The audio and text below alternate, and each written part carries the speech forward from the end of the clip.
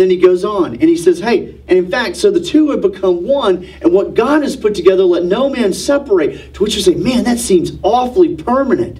Yes, marriage was meant always to be about permanency.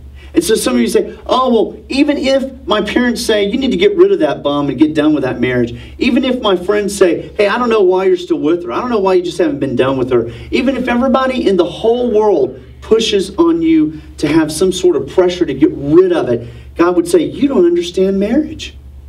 You don't understand that you don't need to try to undo and unone what God has put together as one.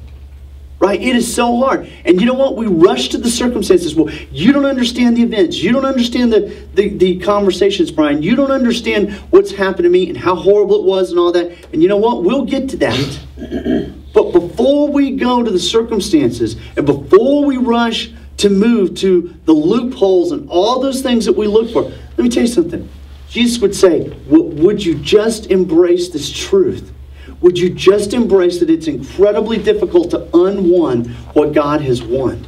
Would you just embrace the fact that it is so hard, it is so complicated, it is so complex in our world to undo the one, because it was never meant to be taken from 1 to 2.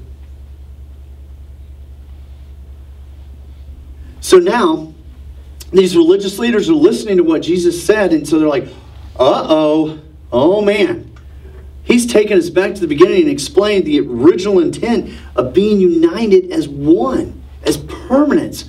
Oh my gosh, now what are we going to do now? And so they're thinking, wow, okay, now we get the logic here and we understand where he's going. And oh my gosh, Moses, we asked him to go back to Moses. We didn't know he was going to go all the way back to the beginning of Genesis. Now what are we going to do? And so they asked this question, verse 7.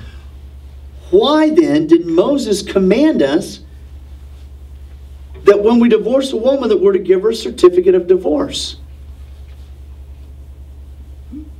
And so they're like, well, we want to understand the circumstances when we can get a divorce. We want to know when it's okay with the culture. We want to know when it's okay with God. And so we want to understand, when can we get a divorce? And Jesus replies, and look what he says. He says, Moses permitted you to get a divorce and give that woman a certificate of divorce. Why? Because of your hardness of heart. And so Jesus comes back and he says, you know what? I want you to know this. I know that you know the history. I mean, don't you know the history of the Jews? Don't you know the history of your people? I mean, don't you know what's happened in the past years and the past centuries? Don't you know what's going on in your culture, Jesus would say?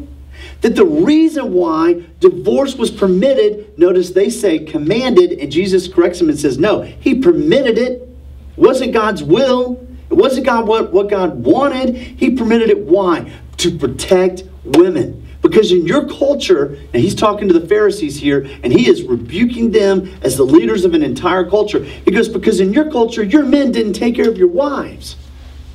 Because what was happening is they were just sending them away, kicking them out. And here these women were. They didn't have any legal recourse. They were nothing in the culture because it was a male-dominated society. They couldn't go back to their parents without shame. They couldn't get a job. They couldn't move on with their lives. And so while your men didn't do what marriage was intended to do, Moses stepped in. And Moses says, well, we're going to make sure on behalf of God that in the scriptures and in our practice that women are taken care of. And so the reason why this came into being in the beginning is not because God wanted it. It's not because God intended it, but it's because of sin. And that's what he goes on. He says, and it was not that way in the beginning. And he explains that divorce was a concession for sin.